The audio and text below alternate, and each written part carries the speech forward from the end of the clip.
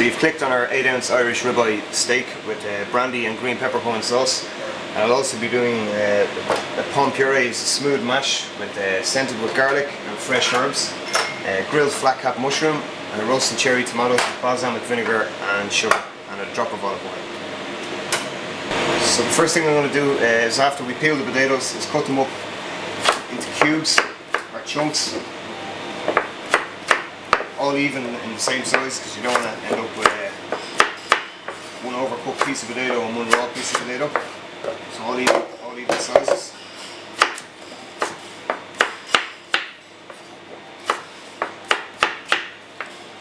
We'll put them into a pot, cover them with water and salt, and I'm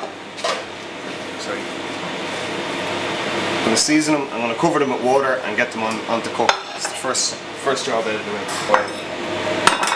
So for the mash, the potatoes are nearly cooked. I'm going to strain off the water and I'm going to put them through a ricer or a masher if you don't have a ricer. This is basically to take any lumps that are in it. You don't want any lumps whatsoever in this puree. So I'm going to boil some milk. I'm going to add half a bulb of garlic.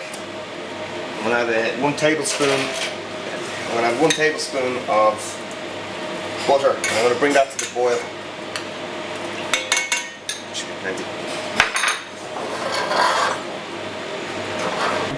I've taken the water out of the potatoes and I've mashed them up very fine, as you can see, into a nice puree with 0 lumps in there. There's no lumps whatsoever in there. And I have it sort of half on the heat and half off. I'm boiling here milk and butter. I'm going to put through the mash, and I've also got a half a bulb. I'll show you. Half a bulb of garlic in there, just cut horizontally and dropped in just for flavour. That's come to the boil now, so I'm going to take out the garlic. Let's finish this job. I'm going to put this garlicky milk and butter that's hot in on top of the hot potato, just a little bit. I'm just going to fold the potato and the milk together. Like that. I'm going to add more.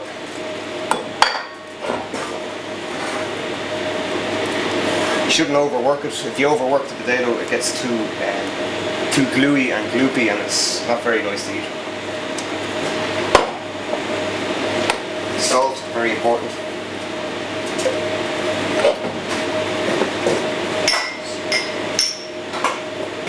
So the herbs I'm using for this mashed potato is chopped chives, chopped chervil and chopped tarragon. I'm just going to pop them in there now.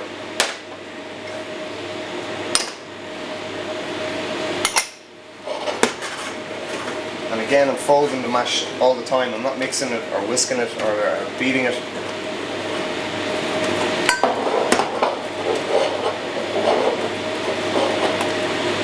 It's almost like a puree of very runny puree.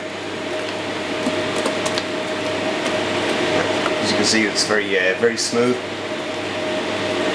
Nice. And that's the mash. You can leave that for when it's ready to serve. So the 8-ounce steak, to cook the steak, I'm gonna get this on to cook. And while it's cooking, I'm gonna cook the flat cap mushroom. I'm gonna get the cherry tomatoes on, and I'm gonna make a brandy and pepper sauce by the time the steak is medium. So seasoned very well on both sides. On both sides. I'm going to put it onto a tray with oil. I'm going to put oil again on the top.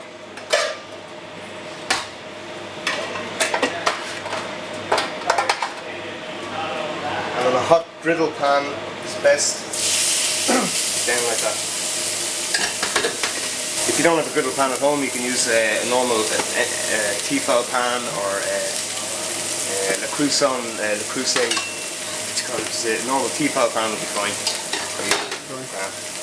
Same with the mushroom. A drizzle of oil on the top, on the hot part of it. A bit of salt. I'm just going to set that down. As you can see the smoke coming up off it, I'm going to char grill the mushroom as well. Now for the tomatoes, I'm taking a small pan. You can use any dish, even the dish that this is in is fine.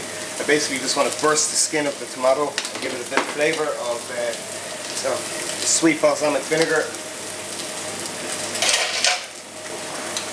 olive oil, and a touch of sugar. So I'm just putting the balsamic dressing on it. Just cover each tomato. Pinch of sugar, pinch of salt, give them a mix.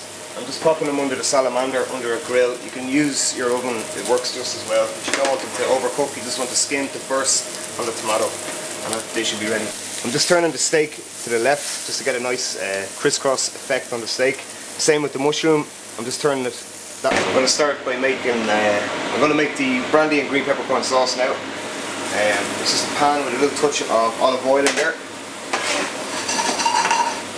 So I've just added the diced shallots and a lump of butter in there. I'm just going to sweat the shallot off, not take any colour on it. And just a little bit of butter and a little bit of olive oil. I'm going to add some chopped thyme leaves.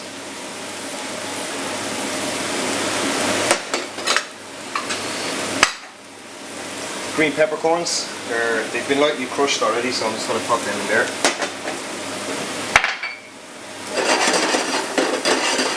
Basically you can saute it. The shallots have to be cooked. And the best part, and you need to be careful doing this at home, is the brandy. You have to flambe it after, so drop the brandy.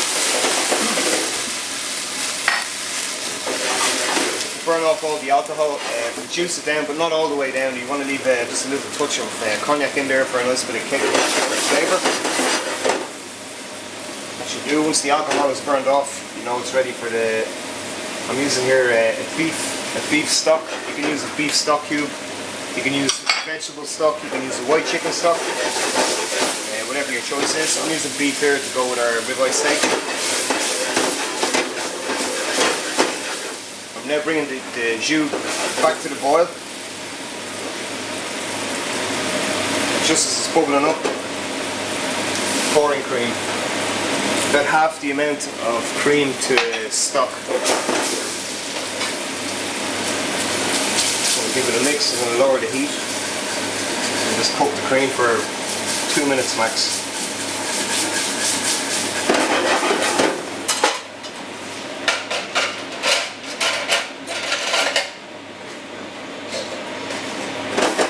I'm going to check the seasoning.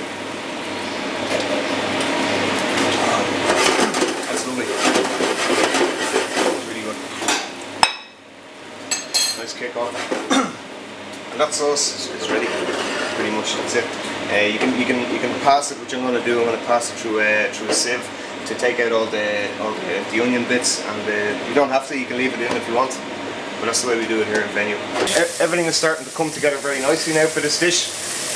All the elements are nearly there. Just waiting on the steak now. The sauce is done. The mash is done. The grill cap mushroom is ready. You can see the nice char grill mark on it.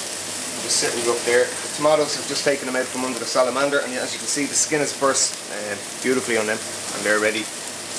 They're warm, ready to go. A nice trick on cooking steak, if you like your steak rare, as soon as you put it on, give it a good 3-4 minutes. You don't have to touch the steak whatsoever. And you can see blood coming out from this side. If you see any blood starting to come out, you know it's ready to turn over. Flip it over like that. You leave it, you don't touch it, don't pierce it with a fork, don't put your finger on it. You can leave it, you can just tell by looking at it what the cooking of it is. So I've already said about the blood coming out one side, you flip it over to this. Now I'm waiting for the blood to come back out this side, and when it does, it's rare. As soon as you see the blood coming out, it's rare. You take it off, leave it rest for 2-3 minutes, and you can eat away. If you want it medium rare, when you see the blood coming out, you can let the blood come out, let it run off, let it run out onto the grill for about 2-3 minutes. Then take it off, leave it rest for another 2 minutes. That's your medium rare, and so on. Same for medium, let the blood come out even further and further. For well done, you flip the steak back over again, and when you see the blood coming back out the other side, it's medium well, and so on. And that's the best way we cook it's the best way I know to cook steaks, without touching them or ruining the meat, you know. So for the mash, to present it nice, I take 2 spoons. Take a nice spoonful of mash. I'm going to rub the two ends of the spoons off each other like that to form a nice smooth quenelle, even shape. I'm just going to set that down on the plate like that. Next, the Irish ribeye, flat cap mushroom on top,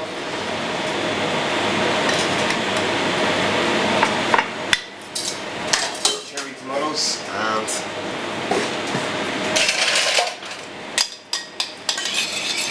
brandy and green pepper sauce.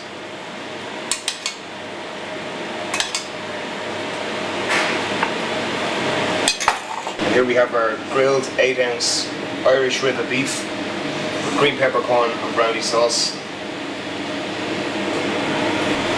So now you know how we make our grilled 8-ounce ribeye steak with brandy and green peppercorn sauce. If you'd like to try our sea bream, click here. If you'd like to try our starters, please click here. If you'd like to try our desserts, please click here. What are you waiting for? Get clicking.